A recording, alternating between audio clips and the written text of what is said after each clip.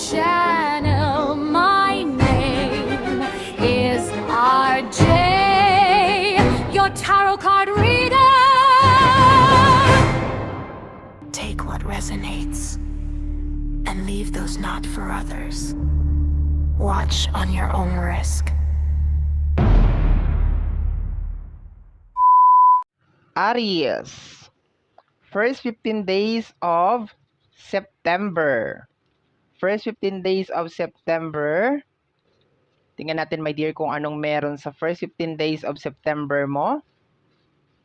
Okay, let's mix lang the card. Let's mix the card. Haluin lang natin ng mabuti yan. Okay. Tingnan natin kung anong meron para sa yung first 15 days of naka-upright. Okay. Naka-upright. Okay.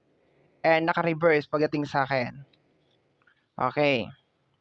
So, my dear Aries,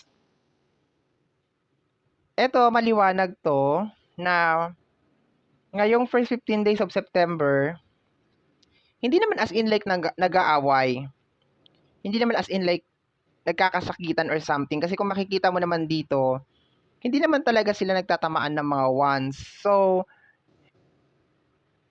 and to the point na naka-reverse si King of Sword, ang nakukuha ko dito, my dear, it's more on may bumabagabag sa isipan mo para magawa si Ace of Wands. Si Ace of Wands is energy ng new beginning. So, sa pagsampa ng first 15 days of September, my dear, may mga bagay ka na gustong gawin. Okay? May mga nararamdaman ka na, okay, maybe change of work, change of career, pero may mga humahadlang. Okay? Hindi naman as in literal na tao ito. Pwedeng mga pagkakataon. Okay? Ayan. Parang hindi clear. The energy is hindi clear over here, okay? Hindi clear sa'yo kung pagpapatuloy mo ba yung isang bagay. Ayon. Pero nararamdaman mo na dapat meron ka nang gagawin by this time. Dapat meron ka nang uumpisahan by this time. Dapat meron nang nangyayari sa life mo na something nakakaiba. Okay, kuha tayo ng oracle card.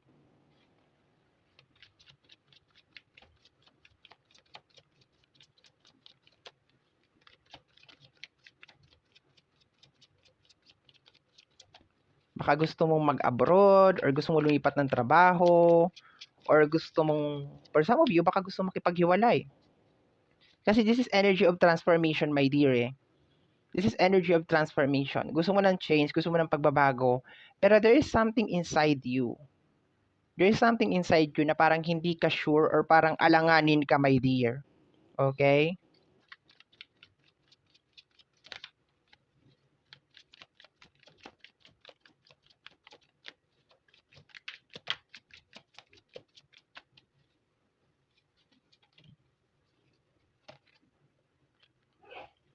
Speak up.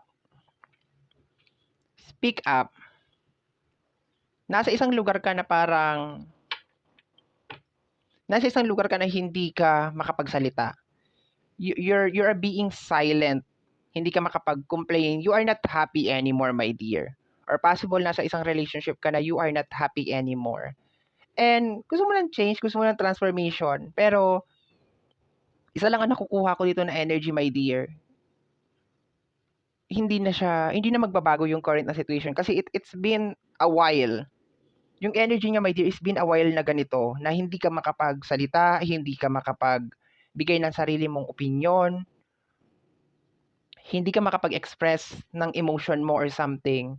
So, it could resonate sa job, it could resonate sa relationship, na you are being silent, minumute ka, hindi ka makapag-complain. Eh, nandun ka sa point ng life mo, my dear, ngayong first 15 days of September na hindi na to okay.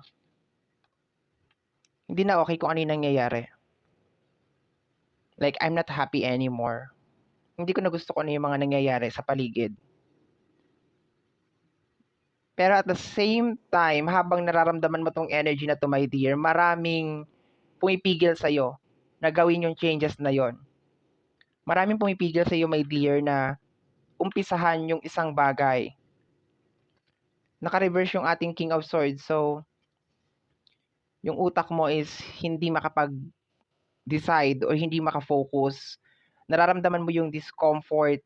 Nararamdaman mo yung pakiramdam na, okay, hindi ko gusto kung ano yung mga bagay na nangyayari as of this moment. Pwede ito mag-resonate sa trabaho. Like, you're living in a very, very toxic na trabaho and gusto mo sana magkaroon ng mga changes. The Moon card. Napapagod ka na, my dear, or sadness. Maraming gumugulo sa isipan mo. Posibleng distraction din. You're getting out of focus.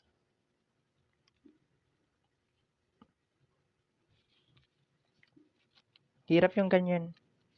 Yung lalo sa relationship, gusto mong itaguyod yung relationship, gusto mong maging maayos yung relationship, pero may mga tao na they don't want some change.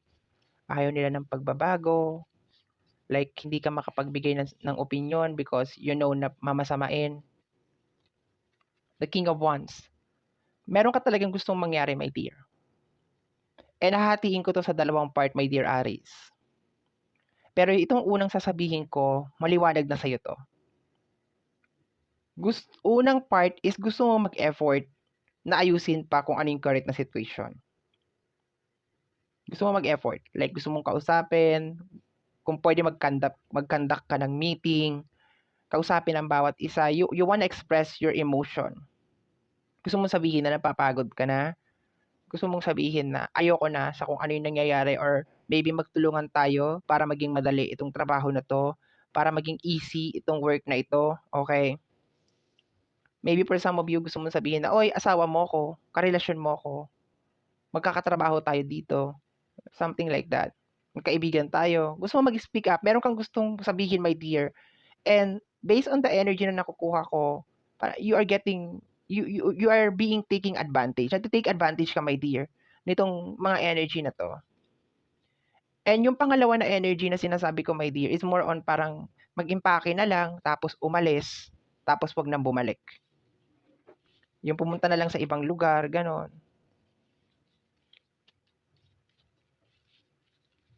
For some of you, ginawa naman ninyo lahat ng makakaya ninyo. Pero, parang, hindi enough. You did your best, but your best wasn't good enough.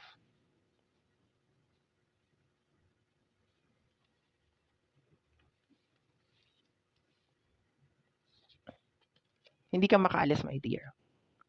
Hindi ka makaalis. Pero you're not happy anymore. Hindi ka na masaya. May nangyayari sa environment mo, may nangyayari sa circle mo na hindi mo na talaga nagugustuhan. And hindi lang to ngayon nangyari, hindi lang to ngayon naramdaman, hindi lang to ngayon nag-exist. Matagal na to. Siguro because of love, because ayaw mong masira kung ano yung meron, especially kung sa relationship. And for some of you, because of kailangan mo ng pera, kaya nagtitiis ka. Pero you are not happy anymore. Hindi ka na masaya sa current na situation mo as of this moment. Kuha tayo ng isa pang oracle card.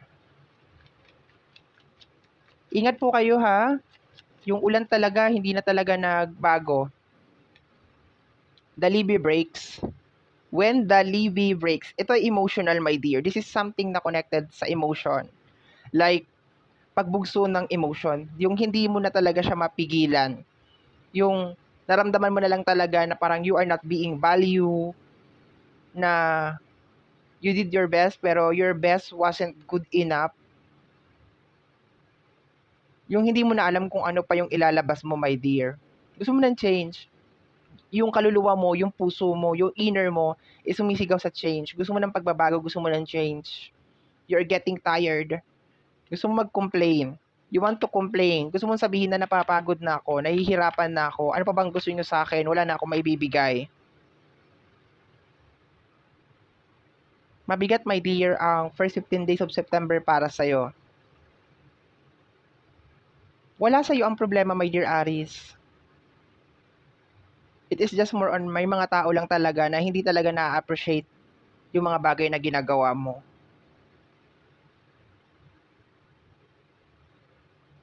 And medyo confusing yung energy niya kasi hindi mo alam kung nagtatry ba talaga sila or ang hirap niya intindihin. Like, hindi mo naman din ma-judge dahil sa loob ng relationship. Pero, nadidrain ka dito, my dear. Nadidrain ka. You are getting drained.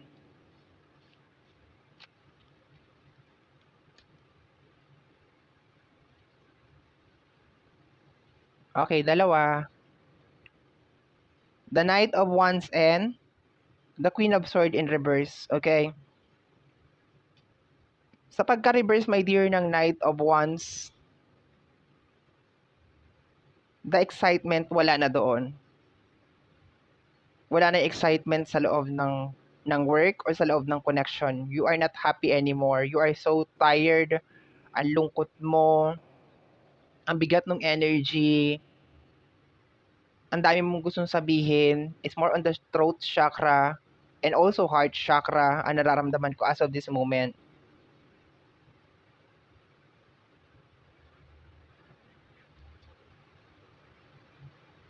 You're out of authority. May hindi balance dito, my dear.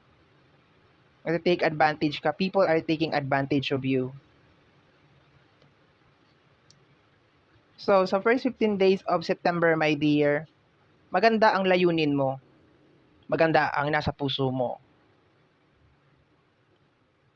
Gusto mo ng pagbabago sa pamilya, sa relationships, sa work. Nakukuha ko dito na hindi mo gusto ng as in like abandonment or cut or iwanan or hiwalayan. Ayaw mo ng ganon. Pero alam mo, my dear, sa puso mo at sa isip mo na kasi hindi lang ito yung first time na ginawa mo to. You tried how many times to speak up and express yung emotion mo, yung side mo, my dear. And walang nakikinig. Walang gustong makinig. Kaya doon ka sa moment na naramdaman mo na lang talaga lahat to. Lahat, as in, ang bigat nung September. Sobrang bigat. Per 15 days lang naman to. 1 at saka hanggang 15. So, wala naman problema sa'yo, my dear. I can feel, my dear, na based on the energy mo na meron kang Ace of Wands, na talagang fighter ka. Talagang pagdating sa usapin ng relationship, pagdating sa usapin ng career, talagang ipaglalaban at paglalaban mo naman talaga siya.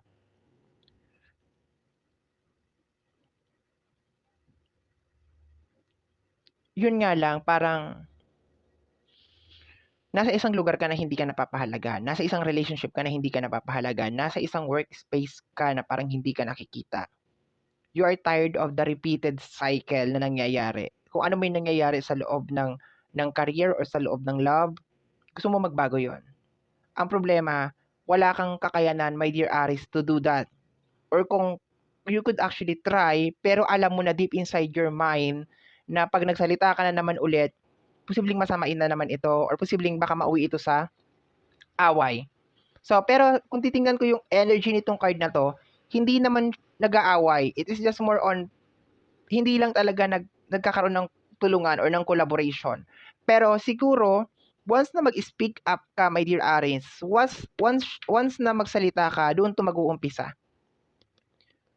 Because there are some people na ang tingin nila sa'yo, you are so bossy, you are so demanding, or meron mga tao, my dear, that they think na wala kang karapatan para magsalita. You don't have any right na mag-speak up, or hindi namin kailangan yung opinion mo.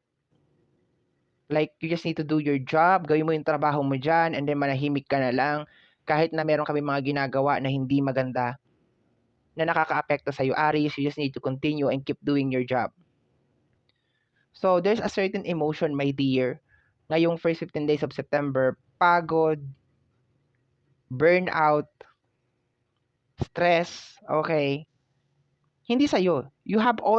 Ikaw yung nakakaranas pero hindi ikaw yung may problema. I can feel over here, my dear, na hindi ikaw yung may problema over here. Kasi gusto mo lang naman ng change, gusto mo lang naman ng fairness, gusto mo lang naman ng maayos na working environment or maayos na relationship or maayos na family. Yun lang ang nakukuha ko dito. Gusto mo ng pahinga.